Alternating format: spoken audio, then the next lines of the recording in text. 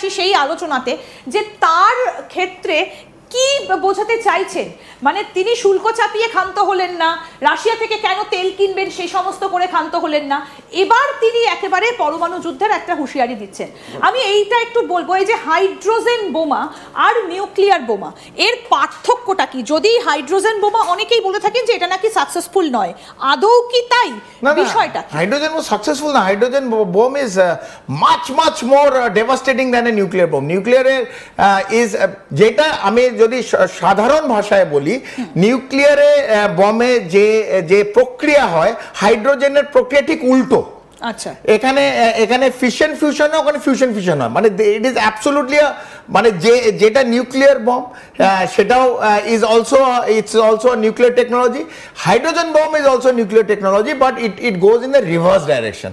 So দুটোতেই মানে the fissile material is required দুটোতেই, but the devastation is much more মানে তার প্রতিক্রিয়া আরো ভয়ঙ্কর হাইড্রোজেন বমে। সেটা হচ্ছে এক, ভারতের কাছে হাইড্রোজেন বম আছে কিনা আমি নিশ্চিতভাবে আমি জানি না, আমি ক্যামেরার সামনে বলতেও পারবো না আছে কিনা, যদি থাকে ভালো, অন্যান্য দেশে আছে কিনা আমি সেটাও বলতে পারবো না। তবে নিশ্চিতভাবে যেটা মার্কিন যুক্তরাষ্ট্র, যেটা প্রেসিডেন্ট ট্রাম্প এই সময় বললেন, প্রেসিডেন্ট ট্রাম্প কিন্তু রেডি হয়ে গেছে যে একটা না, উনি রেডি হয়েছে নিশ্চিতভাবে আবার একটা টেস্ট করবে, আন্ডারগ্রাউন্ড টেস্ট করবে। আমি যেটা বললাম, রাশিয়ার উদাহরণ নিয়ে কোল্ড ওয়ার স্টার্ট হয়েছে 2.0। সো আমাদের দেখতে হবে যে এটা কোন দিকে এগিয়ে যায়। নর্থ কোরিয়া টেস্ট করছে, এটা আমরা সবাই জানি। তবে আমাদের কাছে উদ্বেগ এবং আমরা বিস্ময় করেছি যে রাশিয়া এবং চীনের যে হচ্ছে বলে আমরা জানতাম না, পাকিস্তানের হচ্ছে বলে আমরা জানতাম না।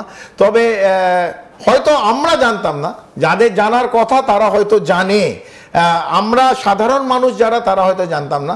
সিকিউরিটি এক্সপার্ট যাদের জানা দরকার তারা জানে, এবং তারা আমি 100% শিওর তারা যেসব স্টেপ নেওয়ার দরকার, ভারত যেসব স্টেপ নেওয়া দরকার, যে ডিটারেন্স নেওয়া দরকার, ভারত নিশ্চিতভাবে নিচ্ছে। একদম। আজকে আমরা এই অনেকক্ষণ ধরে এই বিষয়গুলো নিয়ে আলোচনা করছি, আলোচনার একেবারে শেষের দিকে আমরা চলে এসেছি। ভারতের ডক্ট্রিন রিলুক করা প্রয়োজন কিনা সেটাও এই মুহূর্তে দাঁড়িয়ে একটা ভীষণ বড় প্রশ্ন। তবে আজকের এই আলোচনার শেষে একটা প্রশ্ন আমি শেষে করতে চাই কর্নেল চৌধুরীকে, সেটা হচ্ছে ভারত তো কখনো কাউকে অ্যাটাক করে না, ভারত কখনো কাউকে ফার্স্ট অ্যাটাকে যাবেও না, কিন্তু যদি ডু অর ডাই একটা সিচুয়েশন এসে যায়, কারণ আমাদের মাথার ওপর রয়েছে চীন আর ঠিক পাশে রয়েছে পাকিস্তান, যদি এইরকম একটা সিচুয়েশন হয় তখন ভারত কি করবে? শেষ অস্ত্রটা কি প্রয়োগ করবে নাকি বসে বসে দেখবে? দেখুন, আমরা তো ভারত ইজ এ রেসপন্সিবল, দায়িত্ব সম্পন্ন একটা দেশ। প্রেসিডেন্ট ট্রাম্পের মতন এরম লুজ কমেন্ট আমি দেখিনি আমাদের কোনো প্রধানমন্ত্রী অথবা দিল্লির এক্সটার্নাল অ্যাফেয়ার্স বিদেশমন্ত্রী কোনো সময় এত লুজ স্টেটমেন্ট করে। আমি এরও লুজ স্টেটমেন্ট চীনের থেকেও দেখিনি, রাশিয়ার থেকেও দেখিনি। তবে এই স্টেটমেন্টগুলো নিউক্লিয়ার নিয়ে এত হালকাভাবে কথা বলা আমার মনে হয় হিউম্যানিটির ওপর, মনুষ্যত্ববোধের ওপর এইগুলো উচিত নয়।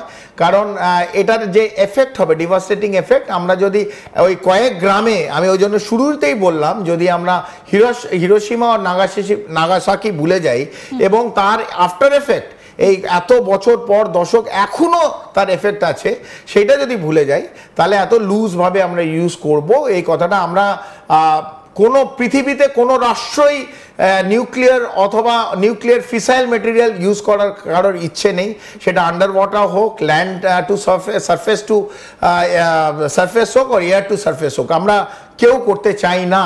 কিন্তু আলটিমেটলি যদি আপনি যেটা বললেন, একটা সময় যদি আসে, কারণ পাকিস্তান তো টেররিস্তান, পাকিস্তান আর যারা পাকিস্তানকে চালাচ্ছে, এবং এই উদ্ভট কথা যে প্রেসিডেন্ট ট্রাম্প মাঝে মাঝেই বলে দিচ্ছে, সেই দিকে যদি যায়, ভারতকে নিশ্চিতভাবে, ভারতের কাছে আমি বললাম 170 থেকে 180টা নিউক্লিয়ার ওয়ারেড আছে, ভারতের নিউক্লিয়ার ডিটারেন্স আছে, আমাদের এয়ার ডিফেন্স সিস্টেম নর্মালি সবাই দেখেছে হাউ এফেক্টিভ ইট ইজ।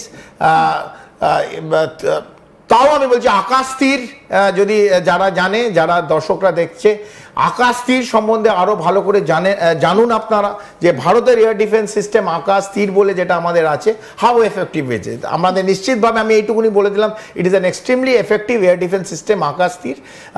যে কোনো রাষ্ট্র চাইলেই যে ভারতের ওপর নিউক্লিয়ার অ্যাটাক করতে পারবে এটা নয়, তবে যদি কেউ করে তার যে প্রতিক্রিয়া হবে, তো every action there is an opposite and equal reaction.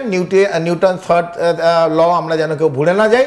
এবং এইটা যখন ভারতের পক্ষ থেকে যাবে তখন সেই রাষ্ট্রের কি অবস্থা হবে তাদেরও চিন্তা করা উচিত। তাদেরও সাধারণ নাগরিক আছে, আমাদেরও সাধারণ নাগরিক আছে। আমরা কেউ চাই না কোনো রাষ্ট্র এই যেভাবে আমরা স্ক্রিনে দেখছি আগুনে ঝলসে যাক, হাজার হাজার কোটি কোটি মৃতদেহ রাস্তার ওপর পড়ে থাক, এটা আমরা কেউ চাই না। একদম খুব সুন্দরভাবে বুঝিয়ে বললেন আজকে যে ভারতের কাছে কি রয়েছে। আসি সেই আলোচনাতে যে তার ক্ষেত্রে কি বোঝাতে চাইছেন, মানে তিনি শুল্ক চাপিয়ে ক্ষান্ত হলেন না, রাশিয়া থেকে কেন তেল কিনবেন সেই সমস্ত করে ক্ষান্ত হলেন না, এবার তিনি একেবারে পরমাণু যুদ্ধের একটা হুঁশিয়ারি দিচ্ছেন। আমি এইটা একটু বলবো, এই যে হাইড্রোজেন বোমা আর নিউক্লিয়ার বোমা এর পার্থক্যটা কি? যদি হাইড্রোজেন বোমা অনেকেই বলে থাকেন যে এটা নাকি সাকসেসফুল নয়, আদৌ কি তাই? বিষয়টা হাইড্রোজেন বোম সাকসেসফুল না। Hydrogen bomb is much more devastating than a nuclear bomb. নিউক্লিয়ারের ইজ যেটা আমি যদি সাধারণ ভাষায় বলি, নিউক্লিয়ারে বমে যে প্রক্রিয়া হয় হাইড্রোজেনের প্রক্রিয়া ঠিক উল্টো। আচ্ছা, এখানে ফিশন ফিউশন হয়, ওখানে ফিউশন ফিউশন হয়, মানে ইট ইজ অ্যাবসলিউটলি মানে যেটা নিউক্লিয়ার বম সেটাও it's also nuclear technology. Hydrogen bomb is also nuclear technology, but it goes in the reverse direction. So দুটোতেই মানে the fissile material is required দুটোতেই, but the devastation is much more, মানে তার প্রতিক্রিয়া আরো ভয়ঙ্কর hydrogen বমে। সেটা হচ্ছে এক, ভারতের কাছে হাইড্রোজেন বম আছে কিনা আমি নিশ্চিতভাবে আমি জানি না, আমি ক্যামেরার সামনে বলতেও পারবো না আছে কিনা। যদি থাকে ভালো, অন্যান্য দেশে আছে কিনা আমি সেটাও বলতে পারবো না। তবে নিশ্চিতভাবে যেটা মার্কিন যুক্তরাষ্ট্র, যেটা প্রেসিডেন্ট ট্রাম্প এই সময় বললেন, প্রেসিডেন্ট ট্রাম্প কিন্তু রেডি হয়ে গেছে যে একটা না, উনি রেডি হয়েছে নিশ্চিতভাবে আবার একটা টেস্ট করবে, আন্ডারগ্রাউন্ড টেস্ট করবে। আমি যেটা বললাম রাশিয়ার উদাহরণ নিয়ে কোল্ড ওয়ার স্টার্ট হয়েছে 2.0। সো আমাদের দেখতে হবে যে এটা কোন দিকে এগিয়ে যায়। নর্থ কোরিয়া টেস্ট করছে, এটা আমরা সবাই জানি। তবে আমাদের কাছে উদ্বেগ এবং আমরা বিস্ময় করেছি যে রাশিয়া এবং চীনের যে হচ্ছে বলে আমরা জানতাম না, পাকিস্তানের হচ্ছে বলে আমরা জানতাম না। তবে হয়তো আমরা জানতাম না, যাদের জানার কথা তারা হয়তো জানে, আমরা সাধারণ মানুষ যারা তারা হয়তো জানতাম না।